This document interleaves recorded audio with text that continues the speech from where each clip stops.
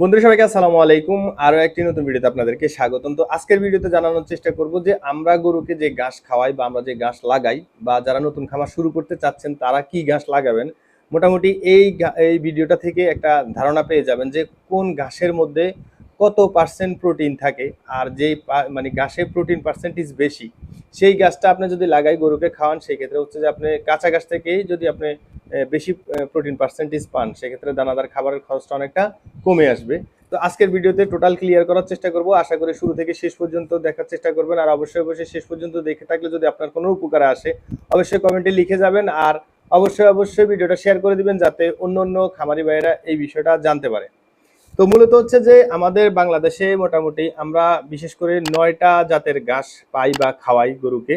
এর ভিতরে কোন ঘাসটার মধ্যে কতটুকু প্রোটিন পার্সেন্টেজ আছে সেটা আমরা অনেকেই জানি না। তো আমি আজকের ভিডিওটা আপনাদের জন্য এটা এই কারণে তৈরি করা যে আপনারা অন্তত যাতে বিষয়টা বুঝতে পারেন। অনেকে মাঝে মাঝে আমাকে ফোন দিয়ে দেখা গেছে আপনার প্রশ্ন করেন যে কোন ঘাসটা লাগালে ভালো হয়, কোন ঘাসটা গরুর জন্য ভালো হবে। তো মূলত হচ্ছে যে আপনি ভালো মানে কি, ভালো মানে হচ্ছে যে যেই ঘাসের মধ্যে প্রোটিন বেশি থাকবে সেই গাছটা আপনি যদি গরুর জন্য লাগান বা আপনার খামারের গরুর জন্য যদি ব্যবহার করেন, সেক্ষেত্রে আপনি ভালো সুফল পাবেন আর কি। তো আমরা প্রথমেই রাখছি হচ্ছে যে 1 নম্বরে আছে আপনার নেপিয়ার ঘাস। নেপিয়ারটা হচ্ছে যে 11.5%, এটার হচ্ছে যে প্রোটিন। তারপর হচ্ছে হাইব্রিড নেপিয়ার, এটা হচ্ছে 10.9% প্রোটিন। এরপর হচ্ছে পাঁচচং নেপিয়ার। পাঁচচং নেপিয়ার আছে 10 থেকে 15% প্রোটিন। তারপর হচ্ছে জার্মান ঘাস। জার্মান ঘাস যেটা পানিতে লাগানো হয় আর কি, ওটার মধ্যে হচ্ছে 11% প্রোটিন আছে। ভুট্টা সবুজ, মানে ভুট্টা সবুজ থাকা অবস্থায় বা যদি আপনার একেবারে সবুজ থাকা হয়তো দেখা যাচ্ছে ভুট্টার মোচাটা বের হয় নাই, ওই অবস্থায় 9.5। আর যদি আপনার মোচাটা বেরিয়ে মোটামুটি একটু হলুদ বর্ণ বা দুধ আবরণ হয়ে যায়, দুধের মতো হয় যখন আর কি, তখন এটার প্রোটিন পার্সেন্টেজটা আপনার 9.5 থেকে 16% পর্যন্ত হইতে পারে।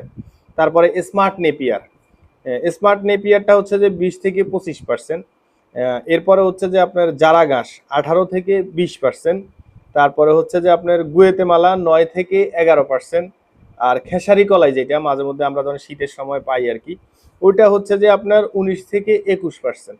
তার মানে হচ্ছে যে আপনি যতগুলা ঘাস এখানে আমি নাম বলছি, টোটাল 9টা আইটেম, 9টা আইটেমের ভিতরে সবচেয়ে বেশি যেটা প্রোটিন পার্সেন্টেজ, ওই ঘাসটা যদি আপনি আপনার খামারের জন্য ব্যবহার করতে পারেন, সেক্ষেত্রে আপনি ভালো একটা বেনিফিট পাবেন।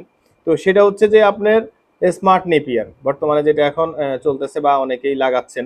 স্মার্ট নেপিয়ারে আমি পাইছি হচ্ছে যে আপনার 20 থেকে 25% প্রোটিন। আর আরেকটা আছে যেটা হচ্ছে যে জারা ঘাস। জারা ঘাসে আছে হচ্ছে 18 থেকে 20% প্রোটিন। আর আরেকটা যেটা সেটা হচ্ছে খেসারি কলাই, এটা তো আসলে মূলত হচ্ছে সিজনাল, এটা মূলত 19 থেকে 21% পর্যন্ত পাওয়া যায় আর কি। তো আপনারা খামারের জন্য আসলে যদি ঘাস লাগান, সেক্ষেত্রে হয়তোবা স্মার্ট নেপিয়ার নাইলে জারা ঘাস, এই দুইটার একটা যদি লাগান সেই ক্ষেত্রে আপনি সারা বছরও পাবেন যদি আপনার এলাকায় পানি না ওঠে।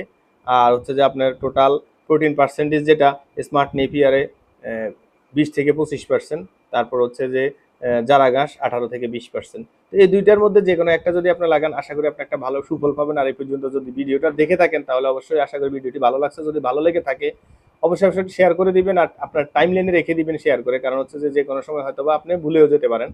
আর অন্যের দেখার স্বার্থে হলেও ভিডিওটাকে অন্তত শেয়ার করে দিবেন।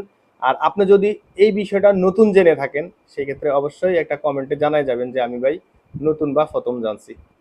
তো দেখাবো অন্য কোনো ভিডিওতে অন্য কোনো বিষয় নিয়ে। আজকের মতো এখানে বিদায়। আসসালামু আলাইকুম রহমতুল্লাহি ওয়া বারাকাতুহু।